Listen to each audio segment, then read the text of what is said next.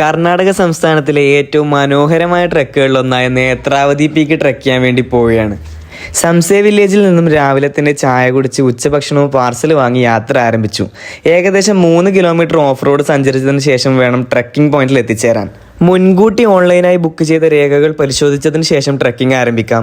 500 രൂപയാണ് ഒരാൾക്ക് ടിക്കറ്റ് വരുന്നത്. ഏകദേശം 10 കിലോമീറ്റർ ട്രെക്കിംഗാണ് നേത്രാവതി പീക്ക് വരുന്നത്. ആദ്യത്തെ 3 കിലോമീറ്റർ ഉൾവനത്തിലൂടെ സഞ്ചരിച്ച് ബന്ദേക്കൽ ഫാൾസിനടുത്ത് നമ്മൾ എത്തിച്ചേരും. ബന്ദേക്കൽ ഫാൾസിന്റെ കാഴ്ചകളൊക്കെ കണ്ട് അവിടെ കുറച്ച് സമയം വിശ്രമിച്ചതിന് ശേഷം നടത്തം വീണ്ടും ആരംഭിച്ചു. അങ്ങനെ കുറച്ച് ദൂരം സഞ്ചരിച്ചതിന് ശേഷം ഒരു നദിയുടെ അരികിലെത്തും. ഇതാണ് കർണാടകയിലെ ഏറ്റവും പ്രധാനപ്പെട്ട നേത്രാവതി നദിയുടെ സ്റ്റാർട്ടിംഗ് പോയിന്റ്.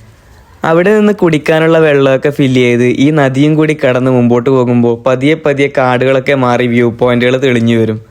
നേത്രാവതി നദിയുടെ ശബ്ദവും മേഘ താഴ്വരകളും കണ്ട് പീക്ക് പോയിന്റിൽ എത്തിച്ചേരും. 1520 മീറ്റർ ഉയരത്തിൽ സ്ഥിതി ചെയ്യുന്ന ഈ മലയിൽ നിന്നും കുദ്രമുഖ കൊടുമുടിയും ജമലാബാദ് കോട്ടയും നമുക്ക് കാണാൻ സാധിക്കും. നേത്രാവതി പീക്കിന്റെ കാഴ്ചകളൊക്കെ കണ്ട് രാവിലെ പാർസലായി കൊണ്ടുവന്ന ഭക്ഷണം അവിടെ ഇരുന്ന് കഴിച്ചതിന് ശേഷം മെല്ലെ താഴോട്ടേക്ക് ഇറങ്ങി. നിങ്ങൾ നേത്രാവതി പീക്ക് ട്രെക്ക് ചെയ്യാൻ പ്ലാൻ ചെയ്യുന്നവരാണെങ്കിൽ നിങ്ങൾക്ക് പോകാൻ പറ്റിയ ബെസ്റ്റ് ക്ലൈമറ്റാണ് ഇപ്പോൾ.